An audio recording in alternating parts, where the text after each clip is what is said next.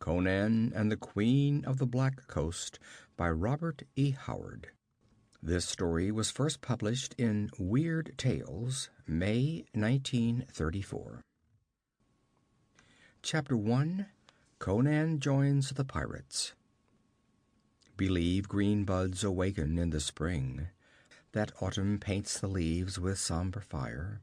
Believe I held my heart inviolate, to lavish on one man my hot desire. The Song of Belit. Hoofs drummed down the street that sloped to the wharves. The folk that yelled and scattered had only a fleeting glimpse of a mailed figure on a black stallion, a wide scarlet cloak flowing out on the wind. Far up the street came the shout and clatter of pursuit, but the horseman did not look back. He swept out onto the wharfs and jerked the plunging stallion back on its haunches at the very lip of the pier. Seamen gaped up at him as they stood to the sweep and striped sail of a high-prowed, broad-waisted galley. The master, sturdy and black-bearded, stood in the bows, easing her away from the piles with a boat-hook. He yelled angrily as the horseman sprang from the saddle and, with a long leap, landed squarely on the mid-deck. "Who invited you aboard? Get under way!" roared the intruder with a fierce gesture that splattered red drops from his broadsword. "But we're bound for the coasts of Kush," expostulated the master. "Then I'm for Kush. Push off, I tell you." The other cast a quick glance up the street, along which a squad of horsemen were galloping. Far behind them toiled a group of archers, crossbows on their shoulders. "Can you pay for your passage?" demanded the master. "I pay my way with steel," roared the man in armor, brandishing the great sword that glittered bluely in the sun. "By Crom, man, if you don't get under way, I'll drench this galley in the blood of its crew." The shipmaster was a good judge of men. One glance at the dark, scarred face of the swordsman hardened with passion, and he shouted a quick order, thrusting strongly against the piles. The galley wallowed out into clear water. The oars began to clack rhythmically. Then a puff of wind filled the shimmering sail.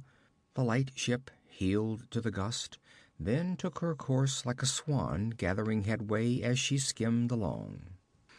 On the wharves, the riders were shaking their swords and shouting threats and commands that the ship put about, and yelling for the bowmen to hasten before the craft was out of arbalest range. "Let them rave," grinned the swordsman heartily. "Do you keep her on a course, Master Steersman." The master descended from the small deck between the bows, made his way between the rows of oarsmen, and mounted the middeck. The stranger stood there, with his back to the mast, eyes narrowed alertly, sword ready. The shipmen eyed him steadily, careful not to make any move toward the long knife in his belt. He saw a tall, powerfully built figure in a black scale mail hauberk, burnished greaves, and a blue steel helmet from which jutted bull's horns highly polished. From the mailed shoulders fell the scarlet cloak, blowing in the sea wind. A broad shagreen belt with a golden buckle held the scabbard of the broadsword he wore.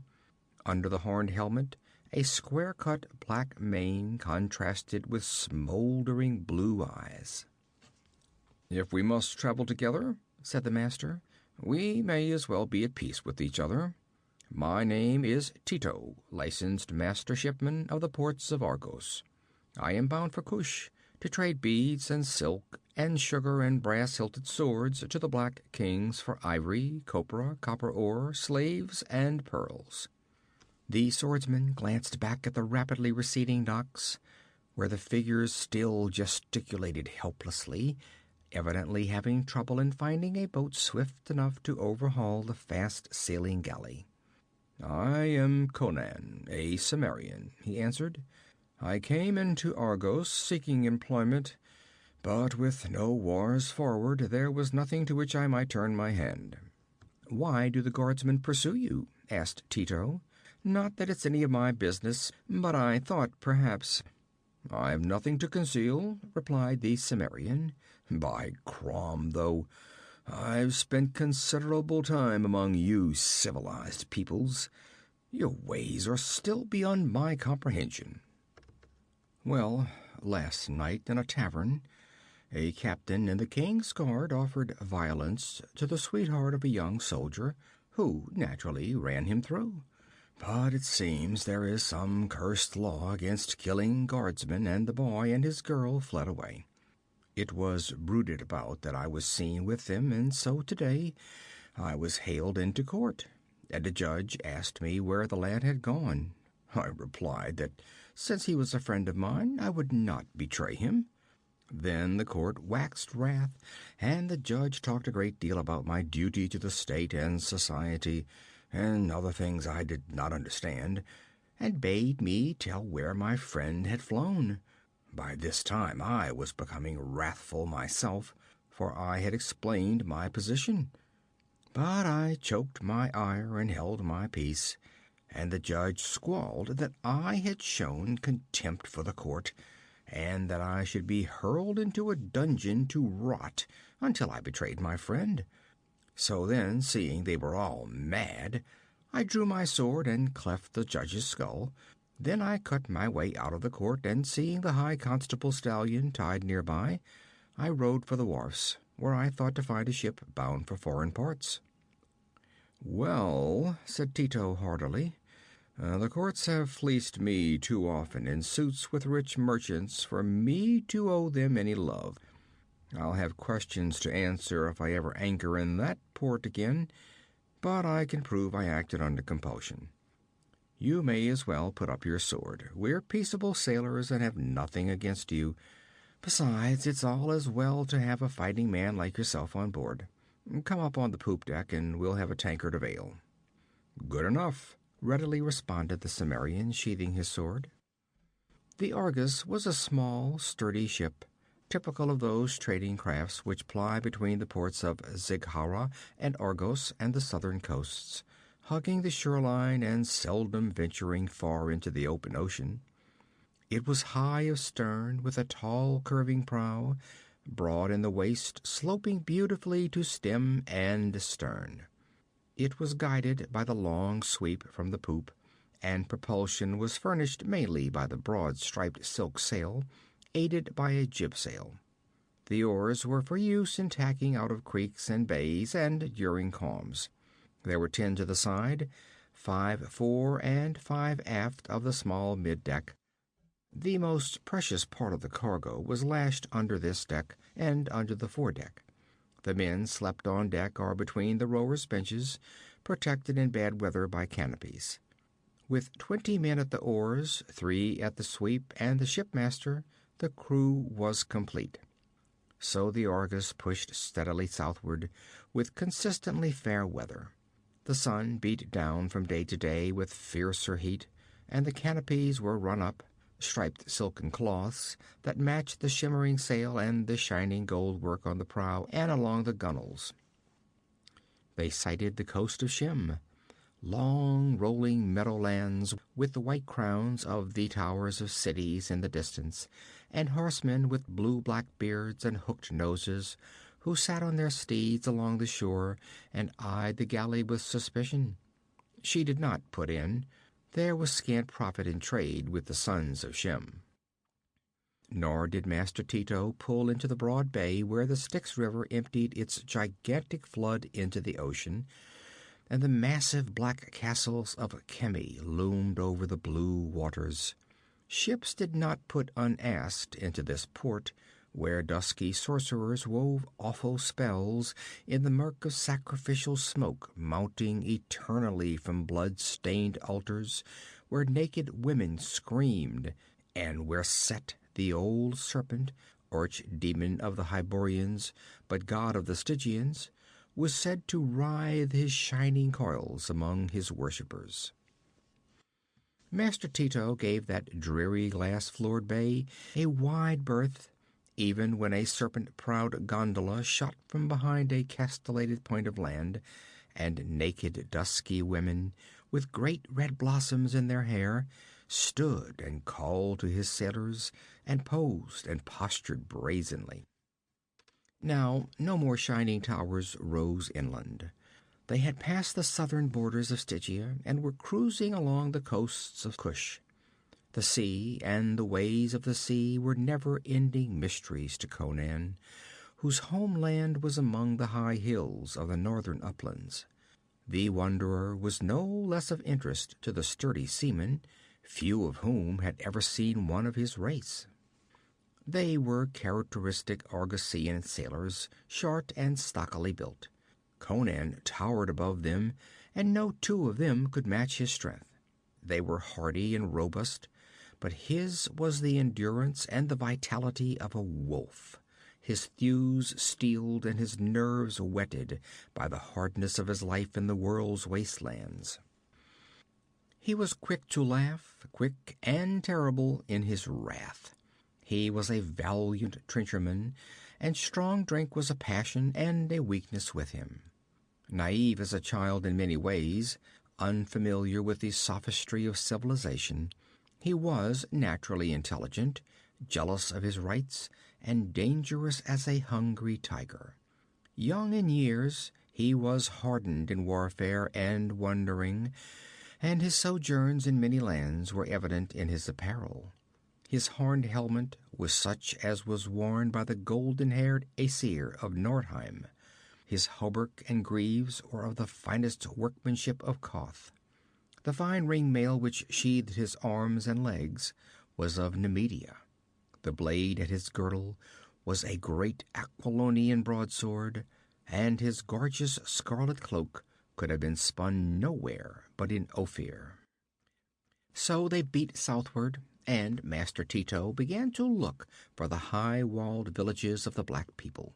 But they found only smoking ruins on the shore of a bay littered with naked black bodies.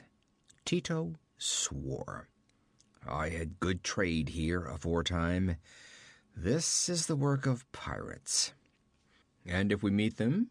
Conan loosened his great blade in its scabbard. "Mine is no warship. We run, not fight. Yet if it comes to a pitch, we have beaten off reavers before, and might do it again, unless it were Belit's tigress." "Who is Belit?" "The wildest she-devil unhanged.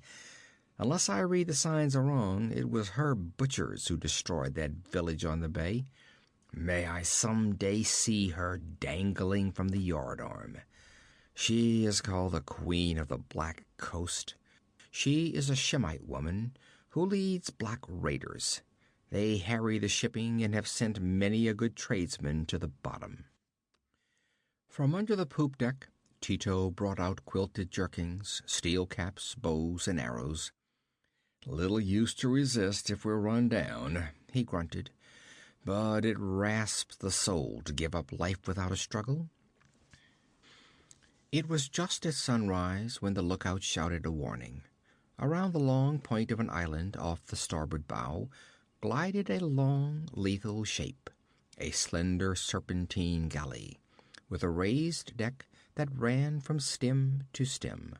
40 oars on each side drove her swiftly through the water, and the low rail swarmed with naked blacks that chanted and clashed spears on oval shields.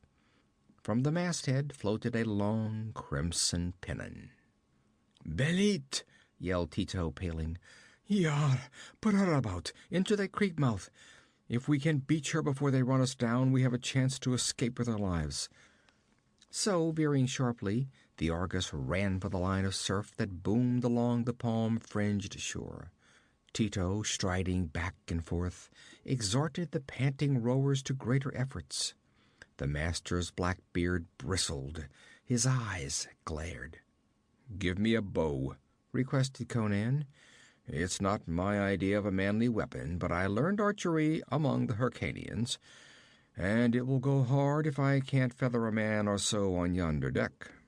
Standing on the poop, he watched the serpent-like ship skimming lightly over the waters, and landsman though he was, it was evident to him that the Argus would never win that race. Already arrows arching from the pirate's deck were falling with a hiss into the sea not 20 paces astern. "We'd best stand to it," growled the Cimmerian. "Else we'll all die with shafts in our backs, and not a blow dealt." "Bend to it, dogs!" roared Tito with a passionate gesture of his brawny fist. The bearded rowers grunted, heaved at the oars, while their muscles coiled and knotted, and sweat started out on their hides. The timbers of the stout little galley creaked and groaned as the men fairly ripped her through the water. The wind had fallen. The sail hung limp. Nearer crept the inexorable raiders, and they were still a good mile from the surf when one of the steersmen fell, gagging across a sweep, a long arrow through his neck. Tito sprung to take his place, and Conan, bracing his feet wide on the heaving poop deck, lifted his bow. He could see the details of the pirates plainly now. The rowers were protected by a line of raised mantelets along the sides, but the warriors dancing on the narrow deck were in full view. These were painted and plumed and mostly naked, brandishing spears and spotted shields. On the raised platform in the bows stood a slim figure whose white skin glistened in dazzling contrast to the glossy ebon hides about it. Belit, without a doubt. Conan drew the shaft to his ear, then some whim or qualm stayed his hand, and sent the arrow through the body of a tall-plumed spearman beside her. Hand over hand, the pirate galley was overhauling the lighter ship. Arrows fell in a rain about the Argus, and men cried out. All the steersmen were down, pin-cushioned, and Tito was handling the massive sweep alone, gasping black curses, his braced legs knots of straining thews. Then, with a sob, he sank down, a long shaft quivering in his sturdy heart. The Argus lost headway and rolled in the swell. The men shouted in confusion, and Conan took command in characteristic fashion. "Up, lads!" he roared, loosing with a vicious twang of cord. "Grab your steel and give these dogs a few knocks before they cut our throats. Useless to bend your backs any more. They'll board us ere we can row another 50 paces." In desperation, the sailors abandoned their oars and snatched up their weapons. It was valiant, but useless. They had time for one flight of arrows before the pirate was upon them. With no one at the sweep, the Argus rolled broadside, and the steel-baked prow of the raider crashed into her amidships. Grappling irons crunched into the side. From the lofty gunwales, the black pirates drove down a volley of shafts that tore through the quilted jackets of the doomed sailormen, then sprang down, spear in hand, to complete the slaughter. On the deck of the pirate lay half a dozen bodies, an earnest of Conan's archery. The fight on the Argus was short and bloody. The stocky sailors, no match for the tall barbarians, were cut down to a man. Elsewhere the battle had taken a peculiar turn.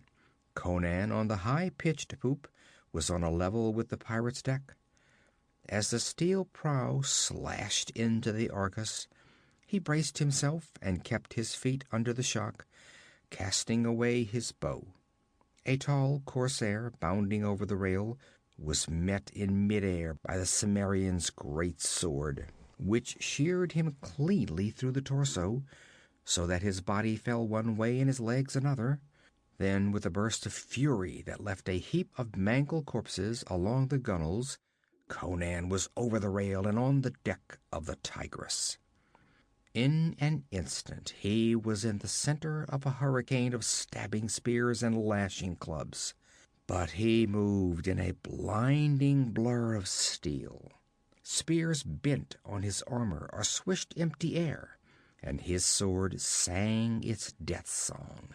The fighting madness of his race was upon him, and with a red mist of unreasoning fury wavering before his blazing eyes, he cleft skulls, smashed breasts, severed limbs, ripped out entrails, and littered the deck like a shambles with a ghastly harvest of brains and blood. Invulnerable in his armor, his back against the mast, he heaped mangled corpses at his feet until his enemies gave back, panting in rage and fear. Then, as they lifted their spears to cast them, and he tensed himself to leap and die in the midst of them, a shrill cry froze the lifted arms. They stood like statues, the black giants posed for the spear casts, the mailed swordsman with his dripping blade. Belit sprang before the blacks, beating down their spears. She turned toward Conan, her bosom heaving, her eyes flashing. Fierce fingers of wonder caught at his heart. She was slender, yet formed like a goddess, at once lithe and voluptuous. Her only garment was a broad silken girdle. Her white ivory limbs and the ivory globes of her breasts drove a beat of fierce passion through the Cimmerian's pulse, even in the panting fury of battle. Her rich black hair, black as a Stygian night, fell in rippling burnished clusters down her supple back. Her dark eyes burned on the Cimmerian. She was untamed as a desert wind, supple and dangerous as a she-panther. She came close to him, heedless of his great blade, dripping with blood of her warriors. Her supple thigh brushed against it, so close she came to the tall warrior. Her red lips parted as she stared up into his somber, menacing eyes. "Who are you?" she demanded. "By Ishtar, I have never seen your like, though I have ranged the seas from the coasts of Zingara to the fires of the ultimate south. Whence come you?" "From Argos," he answered shortly, alert for treachery. Let her slim hand move toward the jeweled dagger in her girdle, and a buffet of his open hand would stretch her senseless on the deck. Yet in his heart he did not fear. He had held too many women, civilized or barbaric, in his iron-thewed arms not to recognize the light that burned in the eyes of this one. "You are no soft Iborian," she exclaimed. "You are fierce and hard as a gray wolf. Those eyes were never dimmed by city lights, and those thews were never softened by life amid marble walls." "I am Conan, a Cimmerian," he answered. To the people of the exotic climes, the north was a mazy, half-mythical realm, peopled with ferocious blue-eyed giants who occasionally descended from their icy fastnesses with torch and sword. Their raids had never taken them as far south as Shem, and this daughter of Shem made no distinction between Aesir, Vanir, or Cimmerian. With the unerring instinct of her elemental feminine, she knew she had found her lover, and his race meant naught, save as it invested him with the glamour of far lands. "And I am Belit," she cried, as one might say, "I am queen."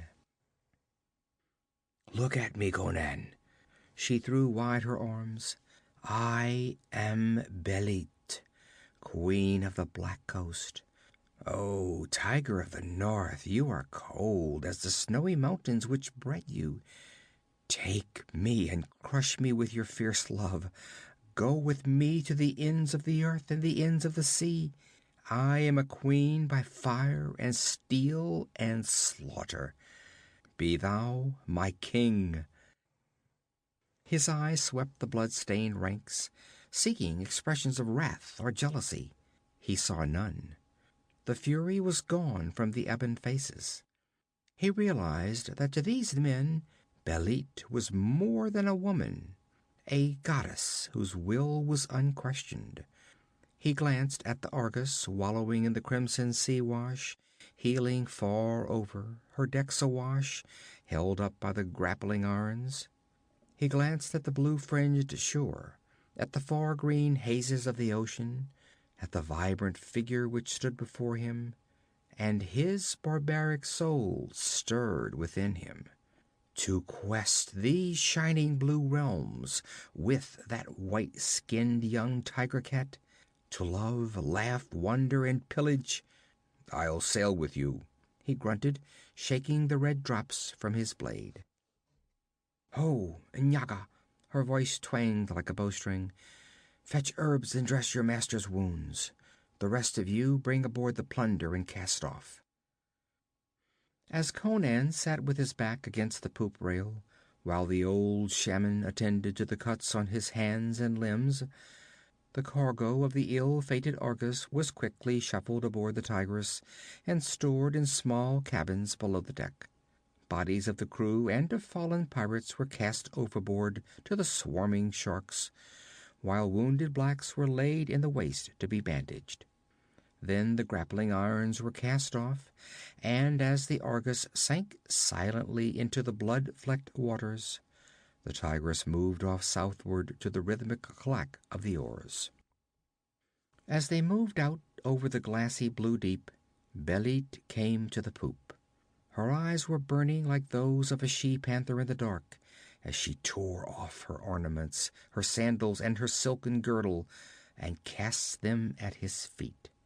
Rising on tiptoe, arms stretched upward, a quivering line of naked white, she cried to the desperate horde, "Wolves of the blue sea, behold ye now the dance, the mating dance of Belit, whose fathers were kings of Ascalon." As she danced, like the spin of a desert whirlwind, like the leaping of a quenchless flame, like the urge of creation and the urge of death, her white feet spurned the blood-stained deck, and dying men forgot death as they gazed frozen at her. Then, as the white stars glimmered through the blue velvet dusk, making her whirling body a blur of ivory fire, with a wild cry she threw herself at Conan's feet, and the blind flood of the Cimmerian's desire swept all away as he crushed her panting form against the black plates of his corsleted breast. End of chapter 1.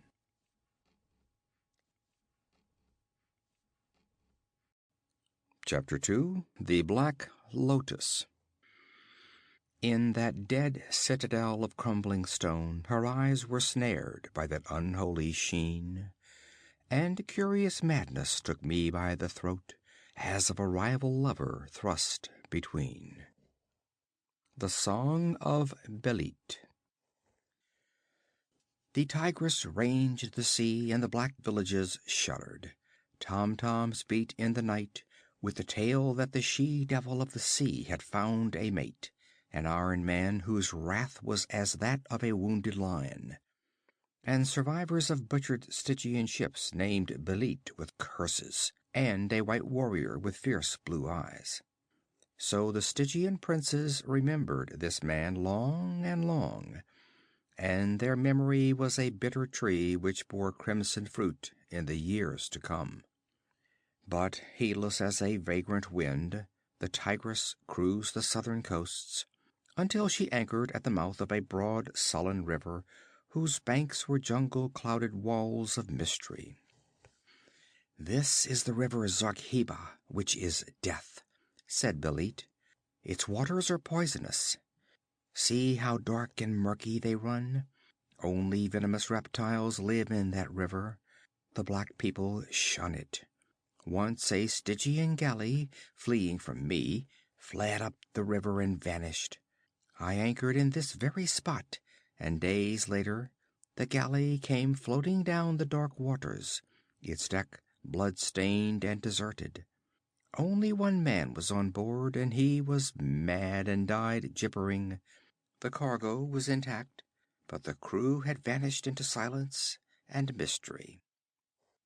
My lover, I believe there is a city somewhere on that river. I have heard tales of giant towers and walls glimpsed afar off by sailors who dared go part way up the river. We fear nothing, Conan.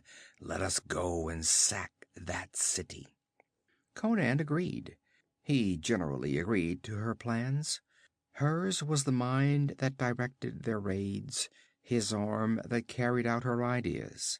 It mattered little to him where they sailed or whom they fought, so long as they sailed and fought. He found the life good.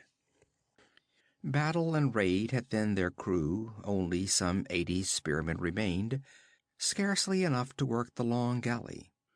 But Belit would not take the time to make the long cruise southward to the island kingdoms where she recruited her buccaneers. She was afire with eagerness for her latest venture. So the Tigress swung into the river mouth, the oarsmen pulling strongly as she breasted the broad current. They rounded the mysterious bend that shut out the sight of the sea, and sunset found them forging steadily against the sluggish flow, avoiding sandbars where strange reptiles coiled. Not even a crocodile did they see, nor any four-legged beast or winged bird coming down to the water's edge to drink. On through the blackness that preceded moonrise they drove, between banks that were solid palisades of darkness, whence came mysterious rustlings and stealthy footfalls and the gleam of grim eyes. And once an inhuman voice was lifted in awful mockery, the cry of an ape, Belit said, adding that the souls of evil men were imprisoned in these manlike animals as punishment for past crimes.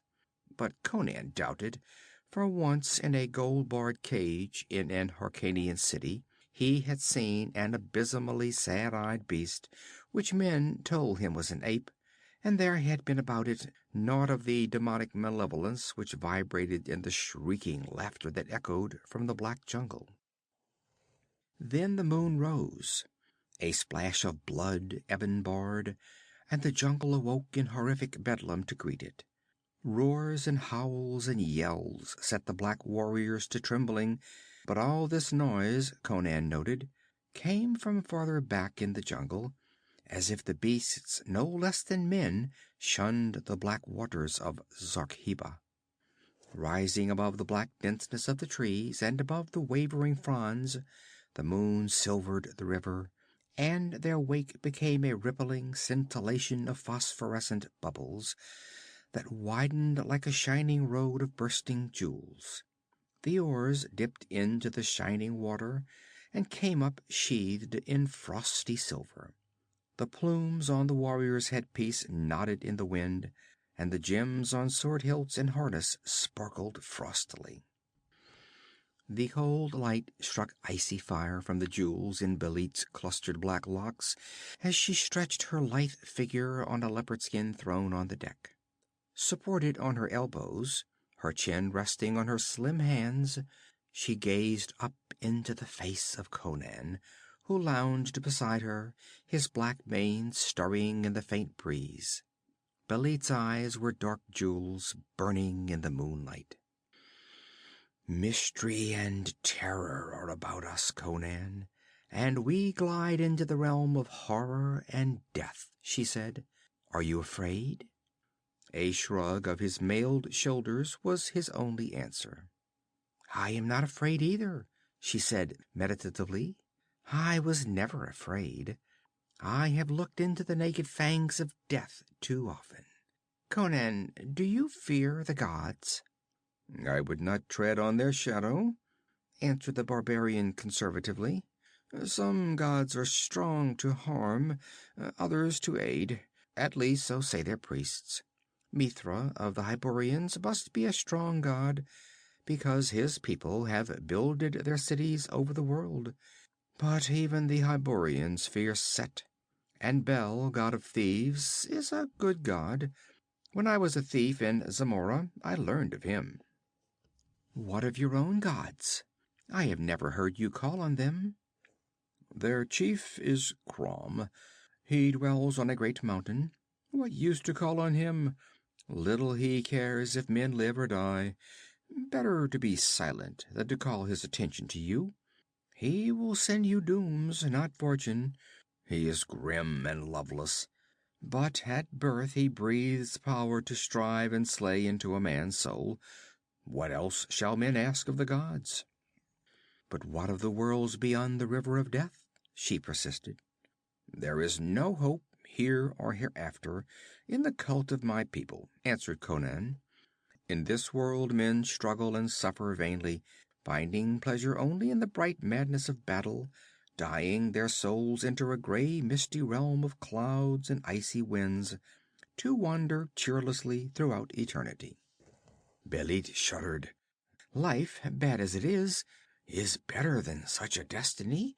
What do you believe, Conan?" He shrugged his shoulders. "I have known many gods. He who denies them is as blind as he who trusts them too deeply. I seek not beyond death. It may be the blackness averred by the Nemedian skeptics, or Crom's realm of ice and cloud, or the snowy plains and vaulted halls of the Nordheimers' Valhalla. I know not, nor do I care. Let me live deep while I live. Let me know the rich juices of red meat and stinging wine on my palate, the hot embraces of white arms, the mad exultation of battle when the blue blades flame in crimson, and I am content. Let teachers and priests and philosophers brood over questions of reality and illusion. I know this: if life is illusion, then I am no less an illusion, and being thus, the illusion is real to me. I live. I burn with life. I love, I slay, and am content." "But the gods are real," she said, pursuing her own line of thought. "And above all are the gods of the Shemites: Ishtar and Ashtoreth and Derketo and Adonis. Bel, too, is Shemitish, for he was born in ancient Shumir long, long ago, and went forth laughing, with curled beard and impish wise eyes, to steal the gems of the kings of old times. There is life beyond death, I know, and I know this too, Conan of Cimmeria." She rose lithely to her knees and caught him in a pantherish embrace. "My love is stronger than any death. I have lain in your arms, panting with the violence of our love. You have held and crushed and conquered me, drawing my soul to your lips with the fierceness of your bruising kisses. My heart is welded to your heart.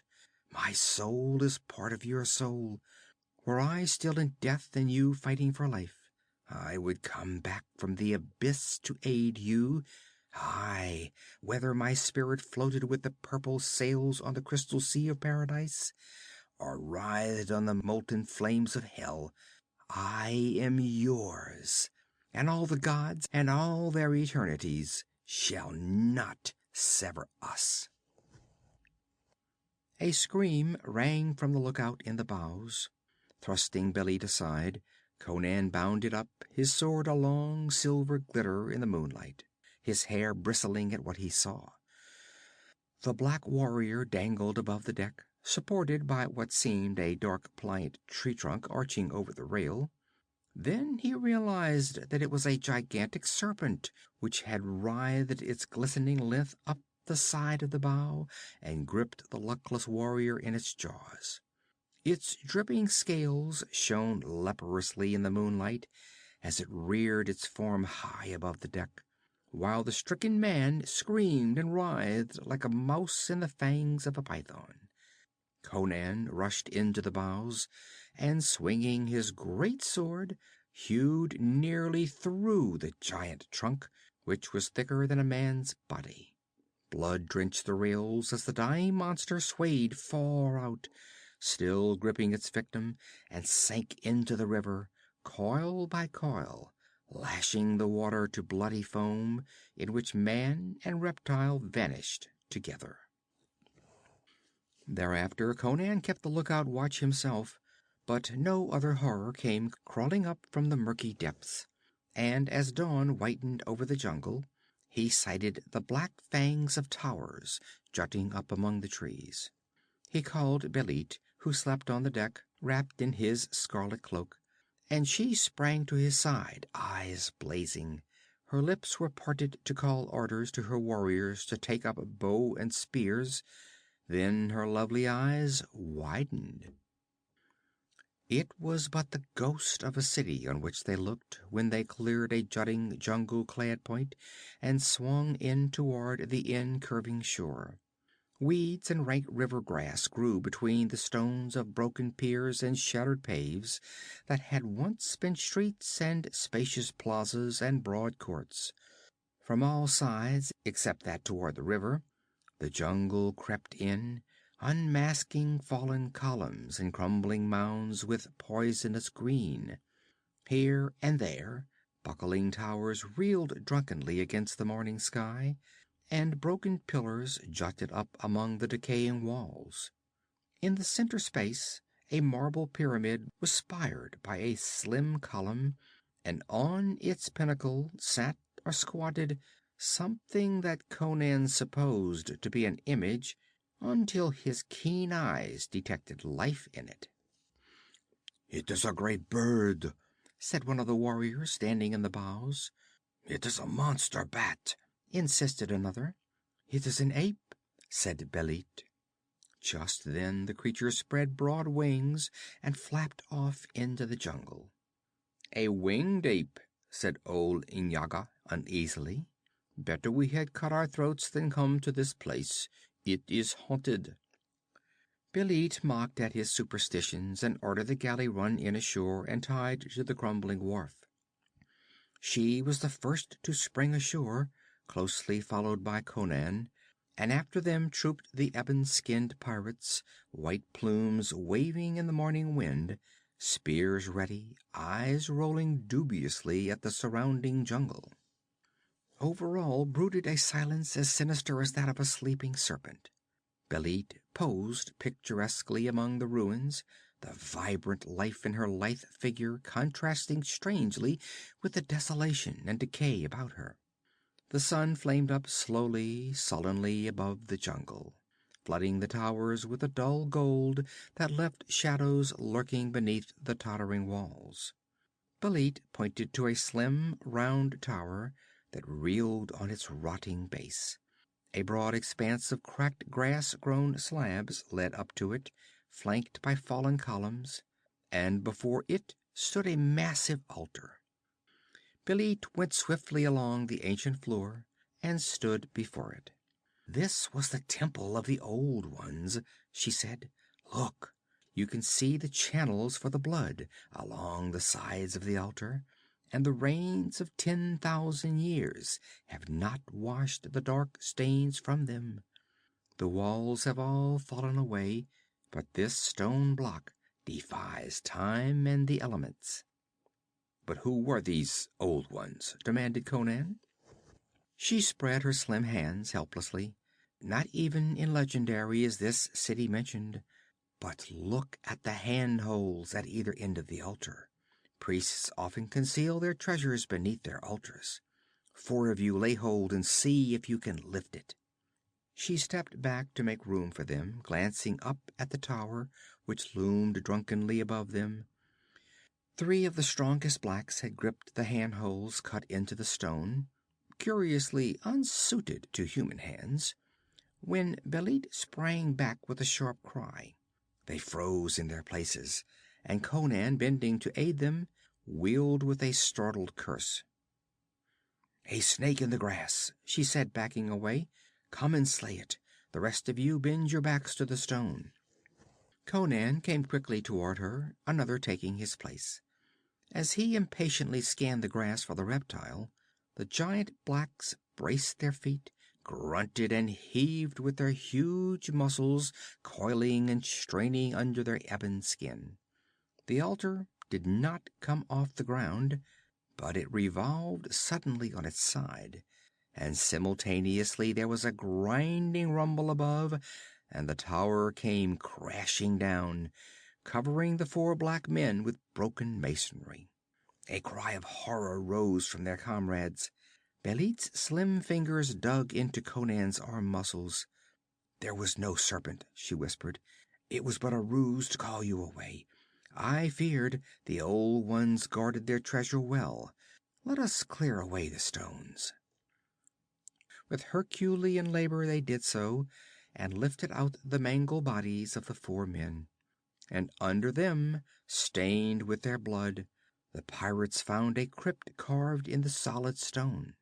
The altar, hinged curiously with stone rods and sockets on one side, had served as its lid. And at first glance the crypt seemed brimming with liquid fire, catching the early light with a million blazing facets. Undreamable wealth lay before the eyes of the gaping pirates. Diamonds, rubies, bloodstones, sapphires, turquoises, moonstones, opals, emeralds, amethysts, unknown gems that shone like the eyes of evil women. The crypt was filled to the brim with bright stones that the morning sun struck with lambent flame. With a cry, Belit dropped to her knees among the blood-stained rubble on the brink and thrust her white arms shoulder deep into that pool of splendor. She withdrew them, clutching something that brought another cry to her lips. A long string of crimson stones that were like clots of frozen blood strung on a thick gold wire. In their glow the golden sunlight changed to bloody haze. Belit's eyes were like a woman's in a trance. The Shemite soul finds a bright drunkenness in riches and material splendor, and the sight of this treasure might have shaken the soul of a sated emperor of Shushan. "Take up the jewels, dogs!" Her voice was shrill with her emotions. "Look!" A muscular black arm stabbed toward the tigress, and Belit wheeled, her crimson lips asnarl, as if she expected to see a rival corsair sweeping in to despoil her of her plunder. But from the gunwales of the ship a dark shape rose, soaring away over the jungle. "The devil ape has been investigating the ship," muttered the blacks uneasily. "What matter?" cried Belit with a curse, raking back a rebellious lock with an impatient hand. "Make a litter of spears and mantles to bear these jewels. Where the devil are you going?" "To look at the galley," grunted Conan. "That bat thing might have knocked a hole in the bottom, for all we know." He ran swiftly down the cracked wharf and sprang aboard. A moment's swift examination below decks, and he swore heartily, casting a clouded glance in the direction the bat thing had vanished. He returned hastily to Belit, superintending the plundering of the crypt. She had looped the necklace about her neck, and on her naked white bosom the red clots glimmered darkly. A huge naked black stood crotch deep in the jewel-brimming crypt, scooping up great handfuls of splendor to pass them to eager hands above. Strings of frozen iridescence hung between the dusky fingers. Drops of red fire dripped from his hands, piled high with starlight and rainbow. It was as if a black titan stood straddle-legged in the bright pits of hell, his lifted hands full of stars. "That flying devil has staved in the water casks," said Conan. "If we hadn't been so dazed by these stones, we'd have heard the noise. We were fools not to have left a man on guard. We can't drink this river water. I'll take 20 men and search for fresh water in the jungle." She looked at him vaguely, in her eyes the blank blaze of her strange passion, her fingers working at the gems on her breast. "Very well," she said absently, hardly heeding him. "I'll get the loot aboard." The jungle closed quickly about them, changing the light from gold to gray. From the arching green branches creepers dangled like pythons. The warriors fell into single file, creeping through the primordial twilights like black phantoms following a white ghost. Underbrush was not so thick as Conan had anticipated. The ground was spongy, but not slushy. Away from the river it sloped gradually upward. Deeper and deeper they plunged into the green waving depths, and still there was no sign of water, either running stream or stagnant pool. Conan halted suddenly, his warriors freezing into basaltic statues. In the tense silence that followed, the Cimmerian shook his head irritably. "Go ahead," he grunted to a sub-chief Ngora. "March straight on until you can no longer see me. Then stop and wait for me. I believe we're being followed. I heard something." The blacks shuffled their feet uneasily, but did as they were told. As they swung onward, Conan stepped quickly behind a great tree, glaring back along the way they had come. From that leafy fastness anything might emerge. Nothing occurred. The faint sounds of the marching spearmen faded in the distance. Conan suddenly realized that the air was impregnated with an alien and exotic scent. Something gently brushed his temple. He turned quickly. From a cluster of green, curiously leafed stalks, great black blossoms nodded at him. One of these had touched him. They seemed to beckon him, to arch their pliant stems toward him. They spread and rustled, though no wind blew. He recoiled, recognizing the black lotus, whose juice was death, and whose scent brought dream-haunted slumber. But already he felt a sudden lethargy stealing over him. He sought to lift his sword, to hew down the serpentine stalks, but his arm hung lifeless at his side. He opened his mouth to shout to his warriors, but only a faint rattle issued. The next instant, with appalling suddenness, the jungle wavered and dimmed out before his eyes. He did not hear the screams that burst out awfully not far away, as his knees collapsed, letting him pitch limply to the earth. Above his prostrate form, the great black blossoms nodded in the windless air. End of chapter 2.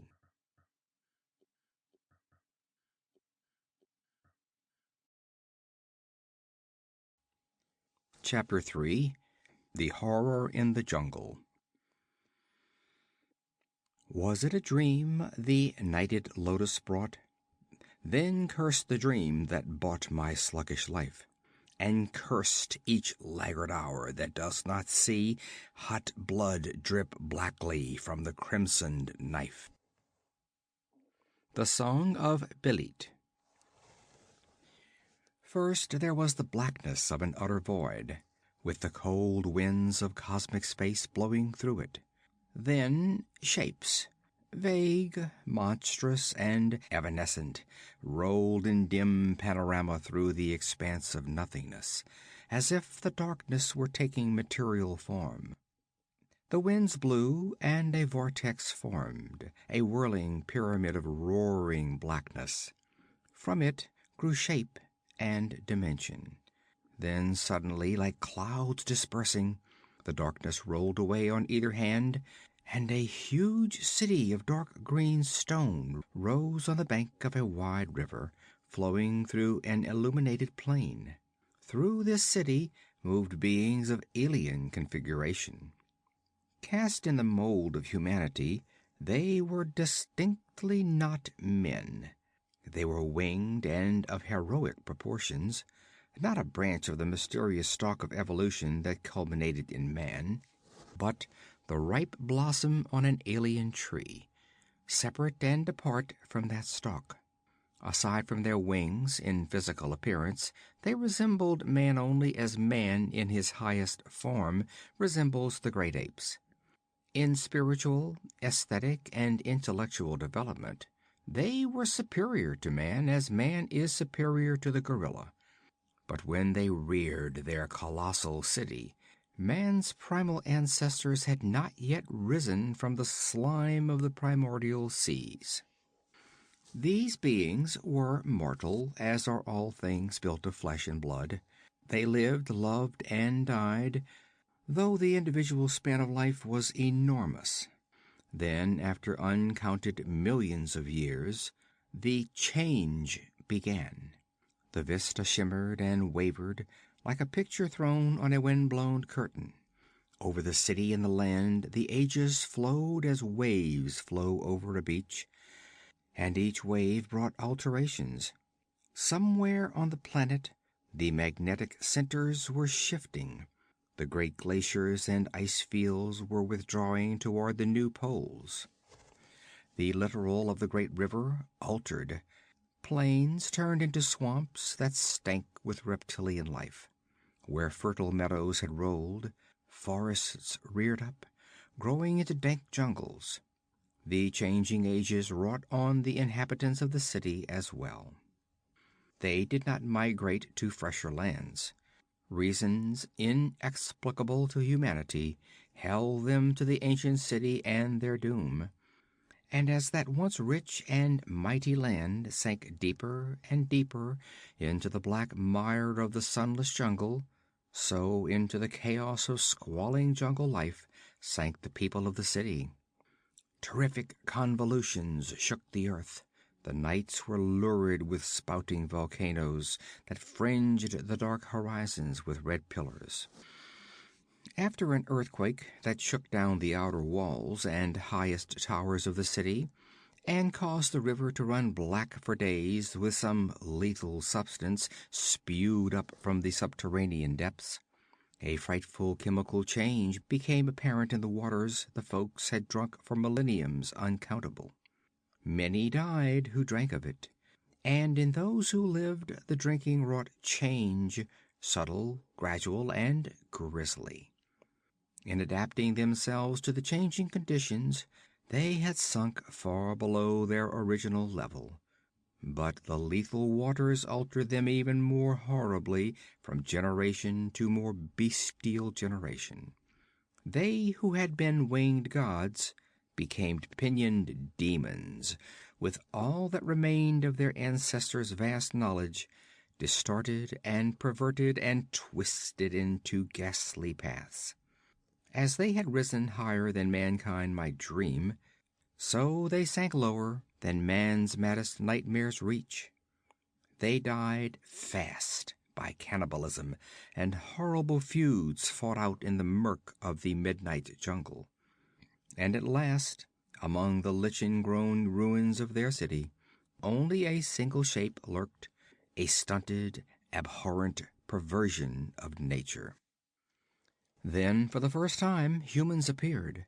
Dark-skinned, hawk-faced men in copper and leather harness, bearing bows, the warriors of prehistoric Stygia. There were only 50 of them, and they were haggard and gaunt with starvation and prolonged effort, stained and scratched with jungle wandering, with blood-crusted bandages that told of fierce fighting. In their minds was a tale of warfare and defeat, and flight before a stronger tribe which drove them ever southward, until they lost themselves in the green ocean of jungle and river. Exhausted, they lay down among the ruins, where red blossoms that bloom but once in a century waved in the full moon, and sleep fell upon them. And as they slept, a hideous shape crept red-eyed from the shadows, and performed weird and awful rites about and above each sleeper. The moon hung in the shadowy sky, painting the jungle red and black. Above the sleepers glimmered the crimson blossoms, like splashes of blood. Then the moon went down, and the eyes of the necromancer were red jewels set in the ebony of night. When dawn spread its white veil over the river, there were no men to be seen. Only a hairy, winged horror that squatted in the center of a ring of 50 great spotted hyenas that pointed quivering muzzles to the ghastly sky and howled like souls in hell. Then scene followed scene so swiftly that each tripped over the heels of its predecessor. There was a confusion of movement, a writhing and melting of lights and shadows against a background of black jungle, green stone ruins, and murky river. Black men came up the river in long boats, with skulls grinning on the prows, or stole stooping through the trees, spear in hand. They fled screaming through the dark from red eyes and slavering fangs. Howls of dying men shook the shadows. Stealthy feet padded through the gloom. Vampire eyes blazed redly. There were grisly feasts beneath the moon, across whose red disk a bat-like shadow incessantly swept. Then, abruptly, etched clearly in contrast to these impressionistic glimpses, around the jungled point in the whitening dawn, swept a long galley, thronged with shining ebon figures, and in the bows stood a white-skinned ghost in blue steel. It was at this point that Conan first realized that he was dreaming.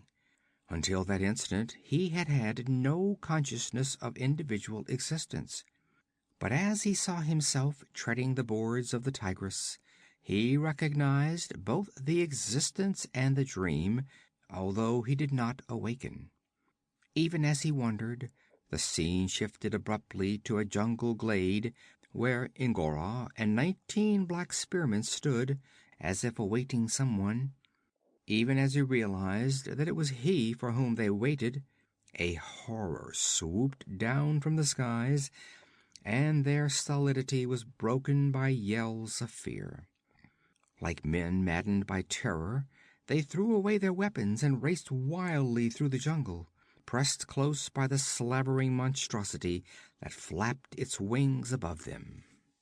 Chaos and confusion followed this vision, during which Conan feebly struggled to awake. Dimly, he seemed to see himself lying under a nodding cluster of black blossoms, while from the bushes a hideous shape crept toward him. With a savage effort, he broke the unseen bonds which held him to his dreams and started upright.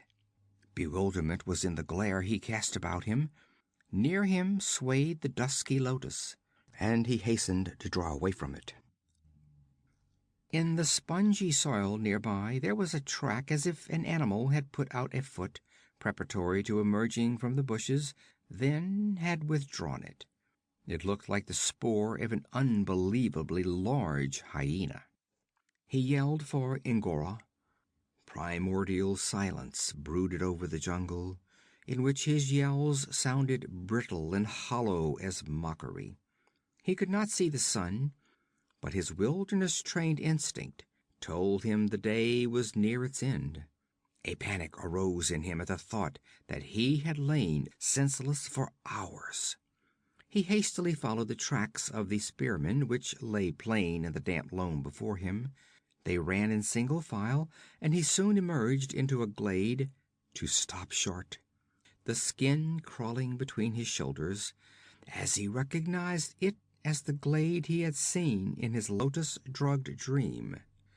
Shields and spears lay scattered about as if dropped in headlong flight. And from the tracks which led out of the glade and deeper into the fastnesses, Conan knew that the spearmen had fled wildly. The footprints overlay one another, they weaved blindly among the trees, and with startling suddenness the hastening Cimmerian came out of the jungle onto a hill-like rock which sloped steeply to break off abruptly in a sheer precipice 40 feet high. And something crouched on the brink. At first Conan thought it to be a great black gorilla. Then he saw that it was a giant black man that crouched ape-like, long arms dangling, froth dripping from the loose lips. It was not until, with a sobbing cry, the creature lifted huge hands and rushed toward him, that Conan recognized Ingora.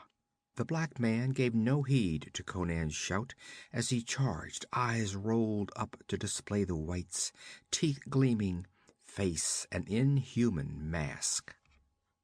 With his skin crawling with the horror that madness always instills in the sane, Conan passed his sword through the black man's body. Then, avoiding the hooked hands that clawed at him as Ingora sank down, he strode to the edge of the cliff. For an instant he stood looking down into the jagged rocks below, where lay Ngora's spearmen in limp, distorted attitudes that told of crushed limbs and splintered bones. Not one moved. A cloud of huge black flies buzzed loudly above the blood-splattered stones. The ants had already begun to gnaw at the corpses.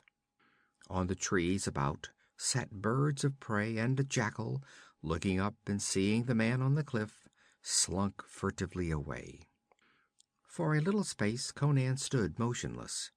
Then he wheeled and ran back the way he had come, flinging himself with reckless haste through the tall grass and bushes, hurdling creepers that sprawled snake-like across his path.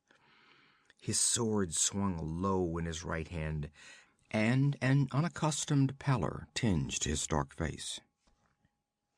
The silence that reigned in the jungle was not broken. The sun had set, and great shadows rushed upward from the slime of the black earth. Through the gigantic shades of lurking death and grim desolation, Conan was a speeding glimmer of scarlet and blue steel. No sound in all the solitude was heard, except his own quick panting as he burst from the shadows into the dim twilight of the river shore. He saw the galley shouldering the rotten wharf, the ruins reeling drunkenly in the gray half-light. And here and there among the stones were spots of raw, bright color, as if a careless hand had splashed with a crimson brush. Again Conan looked on death and destruction. Before him lay his spearmen, nor did they rise to salute him.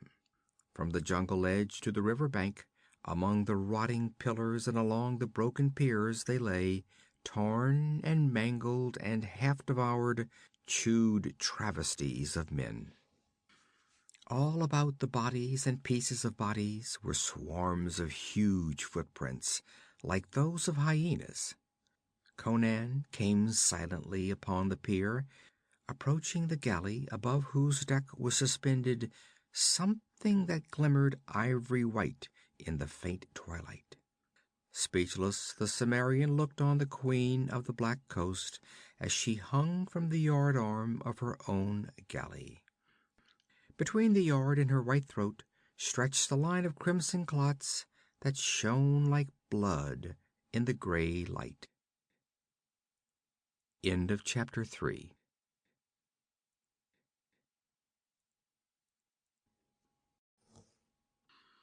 Chapter 4. The Attack from the Air.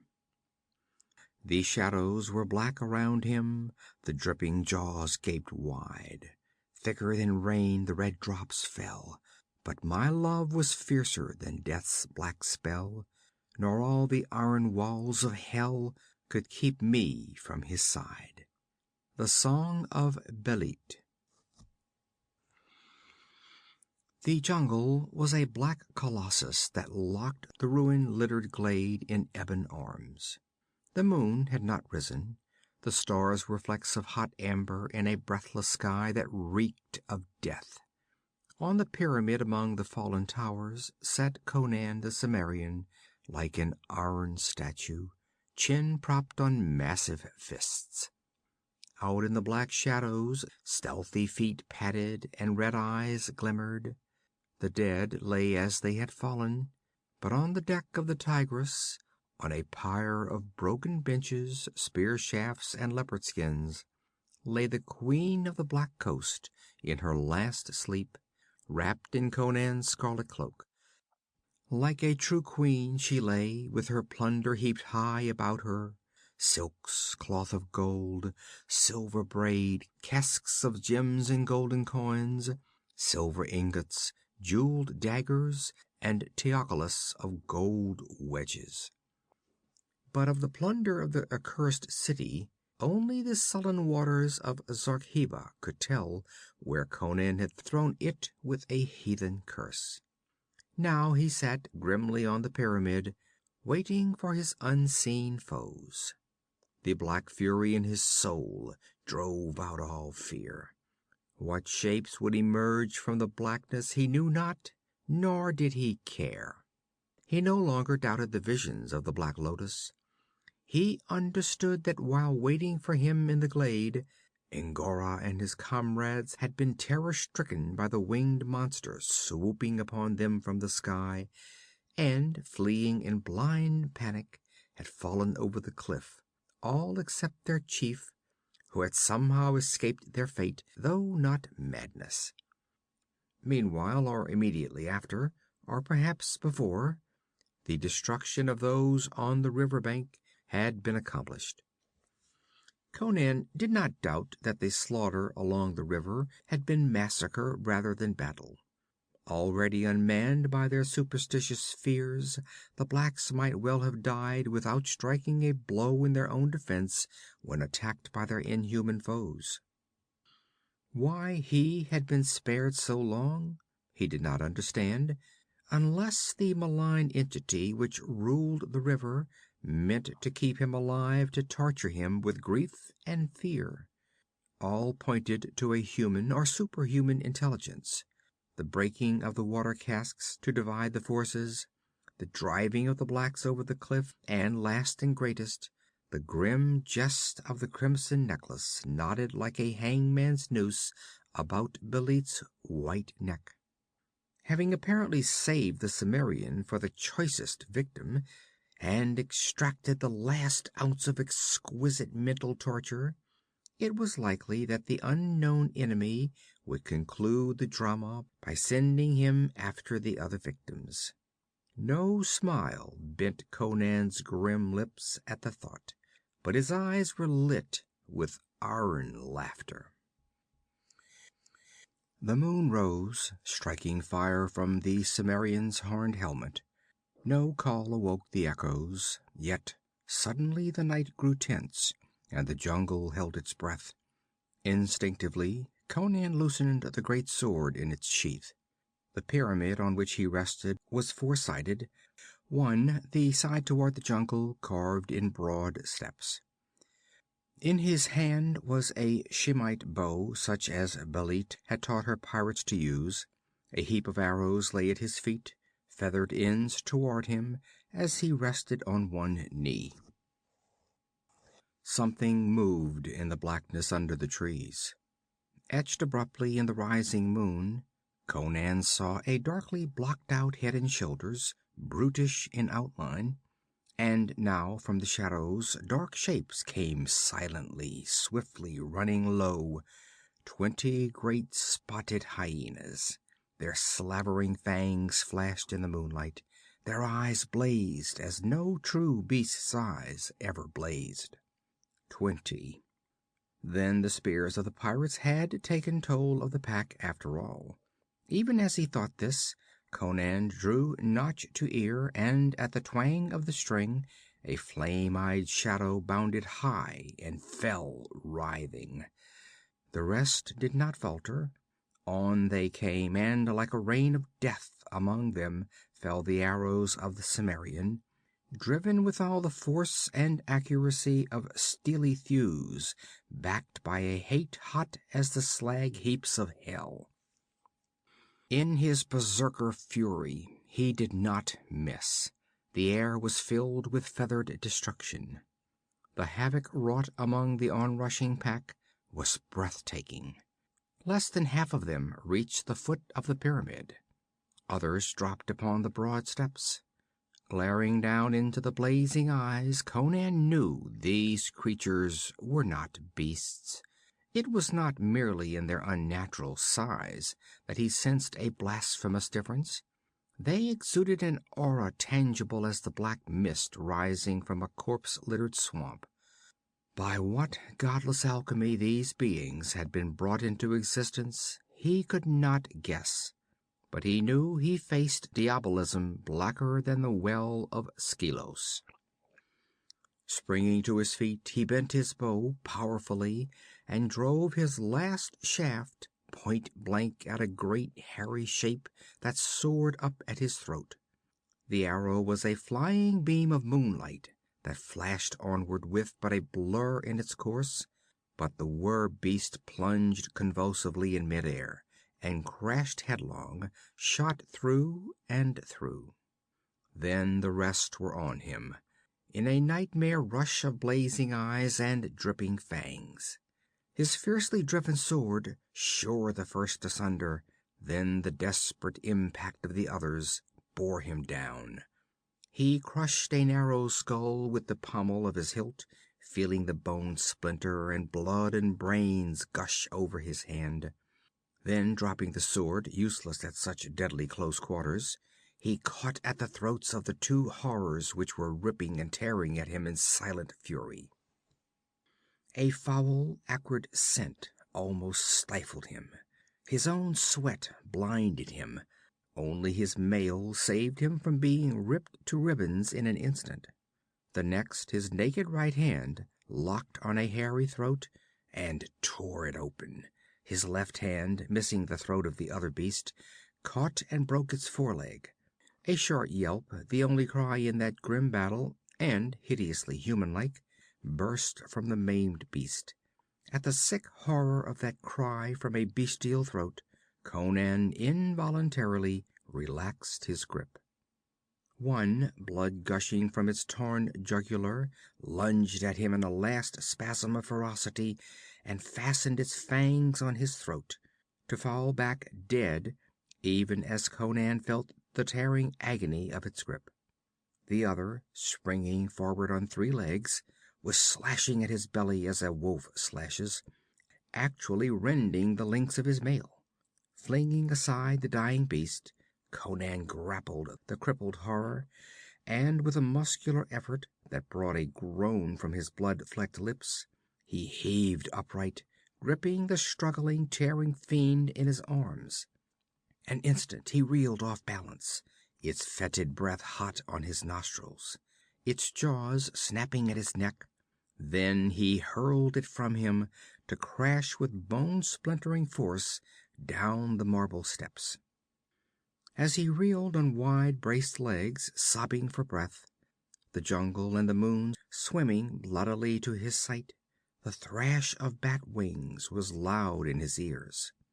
Stooping, he groped for his sword and, swaying upright, braced his feet drunkenly, and heaved the great blade above his head with both hands, shaking the blood from his eyes as he sought the air above him for his foe. Instead of attack from the air, the pyramid staggered suddenly and awfully beneath his feet. He heard a rumbling crackle, and saw the tall column above him wave like a wand. Stung to galvanized life, he bounded far out. His feet hit a step, halfway down, which rocked beneath him, and his next desperate leap carried him clear. But even as his heels hit the earth, with a shattering crash like a breaking mountain, the pyramid crumbled. The column came thundering down in bursting fragments. For a blind, cataclysmic instant, the sky seemed to rain shards of marble. Then a rubble of shattered stone lay whitely under the moon. Conan stirred, throwing off the splinters that half covered him. A glancing blow had knocked off his helmet and momentarily stunned him. Across his legs lay a great piece of the column, pinning him down. He was not sure that his legs were unbroken. His black locks were plastered with sweat. Blood trickled from the wounds in his throat and hands. He hitched up one arm, struggling with the debris that prisoned him. Then something swept down across the stars and struck the sward near him. Twisting about, he saw it. The winged one. With fearful speed it was rushing upon him, and in that instant Conan had only a confused impression of a gigantic man-like shape hurtling along on bowed and stunted legs, of huge hairy arms, outstretched misshapen black-nailed paws, of a malformed head in whose broad face the only features recognizable as such were a pair of blood-red eyes. It was a thing neither man, beast, nor devil, imbued with characteristics subhuman as well as characteristics superhuman. But Conan had no time for conscious, consecutive thought. He threw himself toward his fallen sword, and his clawing fingers missed it by inches. Desperately he grasped the shard which pinned his legs, and the veins swelled in his temples as he strove to thrust it off him. It gave slowly, but he knew that before he could free himself, the monster would be upon him, and he knew that those black-taloned hands were death. The headlong rush of the winged one had not wavered. It towered over the prostrate Cimmerian like a black shadow, arms thrown wide, a glimmer of white flash between it and its victim.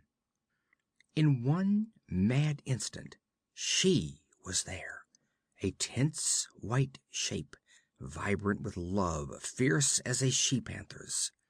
The dazed Cimmerian saw between him and the onrushing death her lithe figure, shimmering like ivory beneath the moon. He saw the blaze of her dark eyes, the thick cluster of her burnished hair. Her bosom heaved, her red lips were parted. She cried out sharp and ringing at the ring of steel as she thrust at the winged monster's breast. "Belit!" screamed Conan. She flashed a quick glance at him, and in her dark eyes he saw her love flaming, a naked, elemental thing of raw fire and molten lava. Then she was gone, and the Cimmerian saw only the winged fiend which had staggered back in unwonted fear, arms lifted as if to fend off attack. And he knew that Belit, in truth, lay on her pyre on the Tigress's deck. In his ears rang her passionate cry, "Were I still in death and you fighting for life, I would come back from the abyss." With a terrible cry he heaved upward, hurling the stone aside. The winged one came on again, and Conan sprang to meet it, his veins on fire with madness. The thews started out like cords on his forearms as he swung his great sword, pivoting on his heel with the force of the sweeping arc. Just above the hips it caught the hurling shape, and the knotted legs fell one way, the torso another, as the blade sheared clear through its hairy body. Conan stood in the moonlit silence, the dripping sword sagging in his hand, staring down at the remnants of his enemy. The red eyes glared up at him with awful life, then glazed and set. The great hands knotted spasmodically and stiffened, and the oldest race in the world was extinct. Conan lifted his head, mechanically searching for the beast things that had been its slaves and executioners. None met his gaze. The bodies he saw littering the moon-splashed grass were of men, not beasts. Hawk-faced, dark-skinned men, naked, transfixed by arrows or mangled by sword strokes. And they were crumbling into dust before his eyes. Why had not the winged master come to the aid of its slaves when he struggled with them? Had it feared to come within reach of fangs that might turn and rend it? Craft and caution had lurked in that misshapen skull, but had not availed it in the end. Turning on his heel, the Cimmerian strode down the rotting wharves and stepped aboard the galley. A few strokes of his sword cut her adrift, and he went to the sweep-head. The Tigress rocked slowly in the sullen water, sliding out sluggishly toward the middle of the river, until the broad current caught her. Conan leaned on the sweep, his somber gaze fixed on the cloak-wrapped shape that lay in state on the pyre, the richness of which was equal to the ransom of an empress. End of chapter 4.